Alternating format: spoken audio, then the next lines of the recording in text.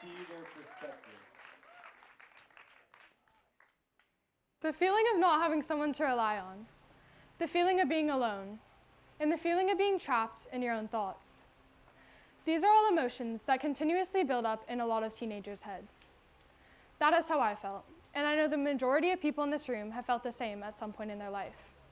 Maybe you're feeling this way right now, or maybe the person sitting next to you is. This is where my project started. Helping struggling teens navigate their challenges and ensuring they have a supportive space to turn to. This is my passion. There are so many aspects of teen mental health. One crucial aspect that often gets overlooked in discussions about teen mental health is the importance of having strong connections and relationships in your community, and especially in your family unit. Research consistently shows that having supportive and nurturing relationships with your parents can act as protective factors against mental health issues teenagers face today. When young people have a safe and understanding space at home, they are more likely to seek help when they need it and develop healthy coping mechanisms for handling stress instead of unhealthy ones, which is so important so they learn how to manage stress in the future and aren't harming themselves in any way. That's why, for my Quest project, I created a video that, although it was tailored for teenage parents, all parents can easily access. The aim was to equip them with tools to foster open and honest relationship with their teens, and help them learn how to be more proactive and responsive in challenging situations with their kids, so those children can feel comfortable in their home and know that they are loved and understood.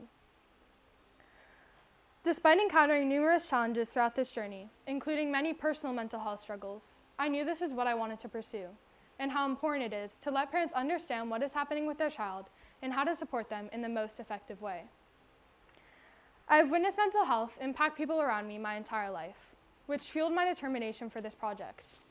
I've seen them develop unhealthy coping ways like drinking, vaping, or self-harm, which are all scary but momentarily numbs their mind from the situation. But there are other routines, like journaling or engaging in an outdoor activity, that although may not be as intense, are still refreshing. And I've also witnessed people come to find these routines through their struggles and have come out the other side stronger than ever. Teen mental health is a real thing. Teenage years are some of the most complex years in a lifetime. The Mental Health Foundation found that 20% of adolescents experience a mental health problem at any given year, and 50% of mental health problems are established by the age of 14 years old. I myself have had many struggles with my mental health during my middle school years.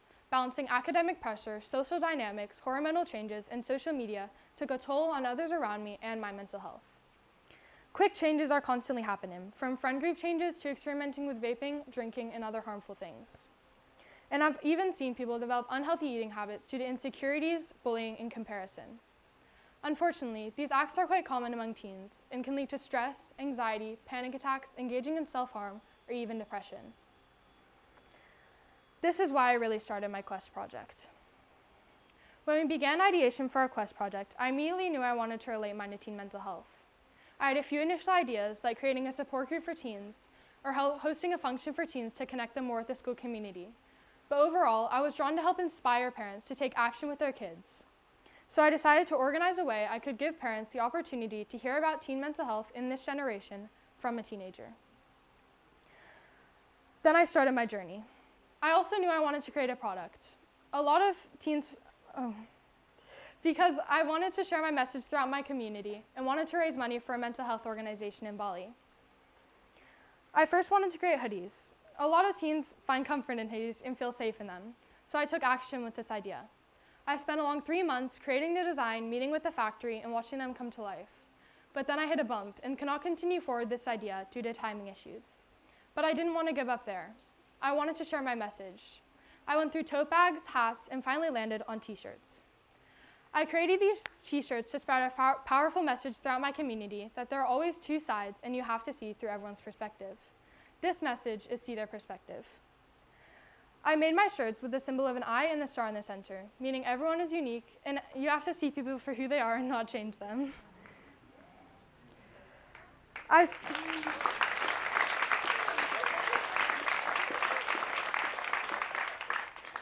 I've sold over 40 of these shirts and will be selling outside today.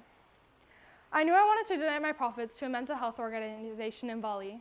Luckily, I had close family connections with the owner of two popular organizations, Bali Bersama Bisa and Bisa Helpline, a suicide hotline in Bali. I decided to donate my profits to these associations because I know that they are a powerful organization that is making a huge difference to give people the opportunity to seek help in Bali. My next step was figuring out how I wanted to get in contact with the parents. I was originally going to do an in-person talk with the parents, but when I finished planning for this talk, including having meetings, setting dates, and creating advertisements, I started experiencing challenges of my own and had to change it to an online video due to personal difficulties. Luckily, I had support from many people around me who fought to keep this project alive. So with the help of my teachers, friends, and family, I decided to do the talk as a video. This was more beneficial to both me and the parents because now all parents can have access to this resource easily. Although there were many obstacles throughout this journey, I was driven. So I did my one impactful talk dedicated to being proactive and responsive in challenging situations with your teen. It was scary, but I persevered, and the talk is now out on YouTube, and links will be sent out in upcoming newsletters. In this talk, I touched on many points of teen mental health. I sent out a Google form to get parents' personal experience and views on teen mental health and tried my best to incorporate their answers. I got the parents involved with both the middle school and parent community, and also had a professional parenting coach and treasured Green School community member Sabine come in and share her experience in my talk. One of the first activities with the parents was to write down motivational notes about something you wish you could tell your younger self. These notes will now be displayed in the heart of school until the end of the year so that teens can get inspiration from adults and always have something to lift them up in hard times. Students can also write notes or write back to those who wrote them. My biggest goal with this project was to help teens connect to people, help them have support surrounding them, and to not feel alone in their struggles. And I believe I achieved that. Even if it is a small impact, it still matters. A quote I believe connects to my project is, "By taking care of myself, I have so much more to offer the world than when I am running on empty." Ali Washington. Quest has been an incredible experience for me, with both challenges and achievements. I have developed as a person through this journey, and it is an experience other schools could not provide with the amount of support and guidance I got from the Green School community. Lastly, in honor of the month of May being Mental Health Awareness Month, I would like to inspire you to reach out to a loved one and ask 3 simple words. Are you okay? 700,000 people take their life each year. 25% are women and 75% are men. One simple question can save someone's life. It's okay to not be okay, but it's never okay to suffer in silence. Finally, I would like to say, out of your vulnerabilities will come your strength, Sigmund Freud. Finally, I would like to say thank you to all the people who supported me through this process. Firstly, to all of my teachers, but especially Ibu Harriet and Ibu Bella, for guiding me through this process. To my friends, but especially Abby, Audrey, Flora, and Noe, for being my biggest support and helping me through my struggles. To my family, but especially my mom and grandparents, for being my biggest inspiration and pushing me to my absolute limits. To Bali Bersama Bisa for creating a suicide helpline in Bali. And to Sabrina for sharing her experience on my talk. And finally, to all of you for listening. Thank you.